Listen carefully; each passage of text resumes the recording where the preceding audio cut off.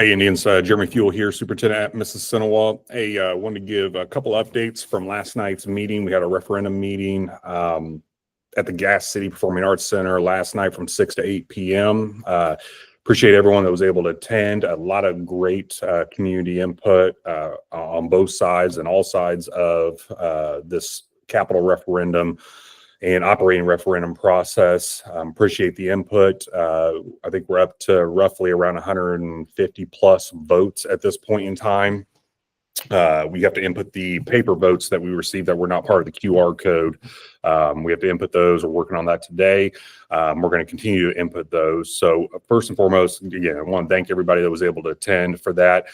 We do have one version of the recording that was recorded from the back side of the stage. With my laptop up at the front, I also recorded the PowerPoint.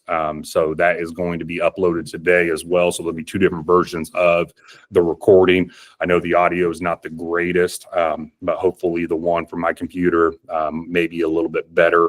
So we'll get that published and sent out later today as well and posted on the website also. We do have those paper copies that everybody received last night. We do have those here at the central office. So if anybody wants to pick up just one for yourself, or if you are a business owner or are a part of a community group and you want multiple copies or a stack of them, please let us know. We're more than willing to get those out. We'd like to get those out to anybody that really wants to have copies to be able to hand out to community members. So if you're interested in that, please let me know or just stop in the office and we'll get a stack of those to you.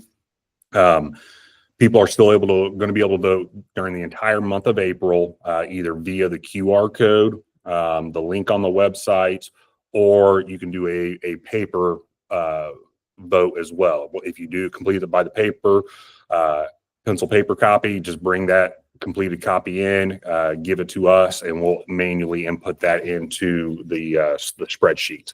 And then once those close, we will then go through, or actually while those are being gathered, we're going to go through and cross-reference the votes that we have received to ensure that they are, whoever's voted, those individuals are indeed living within Mill Township. So we'll cross-reference that. I will look to update on everybody throughout the month of April. I won't wait till the end, but update you along the way with where we are trending in terms of the votes. So I'll start that process probably middle of next week, once we have time to kind of sift through that and try to do it once per week, leading up till the end of April when we close it. So we will keep it open during that entire time. So I encourage people to get out there and get on the website and submit their votes or hand out paper copies to those that are unable to get on the website and do those votes, or encourage them to come to the office and we'll give them a copy and they can fill it out here. And we will manually input that for them. So I will update, like I said, I will update you along the way at least once a week on where that data is trending. And then we'll do a final update sometime in May, first week, second week of May, on where everything kind of ended up with that. So one thing I do want to go through, I'm going to share my screen here real quick. If you go to the corporation website, as soon as you log in, the first thing you see is the referendum survey. So you will be able to click on that, and it'll take you to, and I got to share the other screen now. It'll take you to, once you click on that link, it'll take you to the survey. So you'll be able to go through that entire presentation then, and oh, hold on a second, share the wrong one.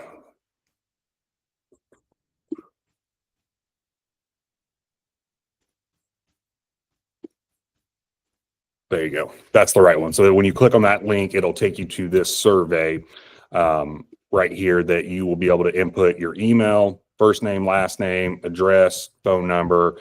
Then it goes through and talks about the different project options for a capital referendum. You will be able to vote for hey, I'm in favor of $87 million referendum, a $62 million referendum, a $50 million referendum, a $42 million referendum, or no capital referendum, but rather look at implementing a contingency plan that involves staff and program cuts in the future. So that's one question. The second question is, do you support a 10-cent per $100 of AV operating referendum that would generate approximately $450,000 per year for 8 years for the district's operational fund to support transportation, bus replacement, staff retention, and facility maintenance? So 2 questions related to the 2 different types of referendums that we're going to be looking at in the future.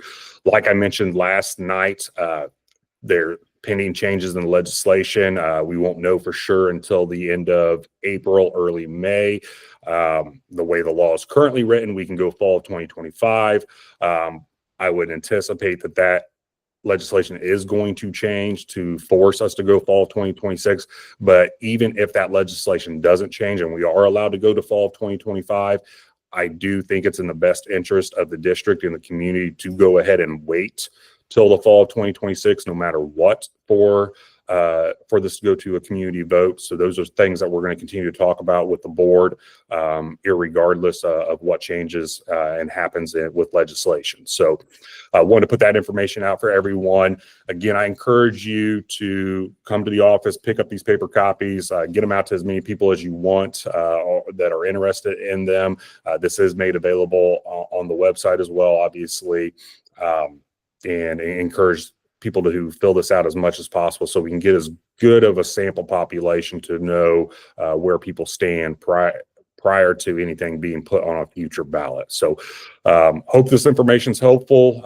Again, if there are any questions or anything, reach out. Like we mentioned last night, if you are interested in touring any of the facilities, specifically RJ Basket, which is the one that is really kind of leading the charge for this project, the facility needs there. Please reach out to me. I'll take you one-on-one or with a small group of folks. I actually had one person reach out to me last night requesting a time to be able to go tour RJ Basket. So I'm going to coordinate with that individual to get them set up to be able to go over there and look at the facility. If there's anybody else that is interested, please reach out to me. I'd be more than willing to meet with you, accommodate your schedule to be able to go through the facility and show you some of the concerns and everything. We also do have on the website all of the facility videos that we've done that can take you through some of those items as well. But it's always good to get that firsthand perspective to see the facility needs in person as well. So again, encourage people fill out these surveys as much as possible. We'll continue to keep you updated over the next several weeks throughout the month of April, and we'll keep the survey open until the end of April and finalize it at the end of April, and then do some final analysis before presenting that final data to everybody in May. So I hope everybody has a great weekend, and look forward to hearing from some of you, and go Indians.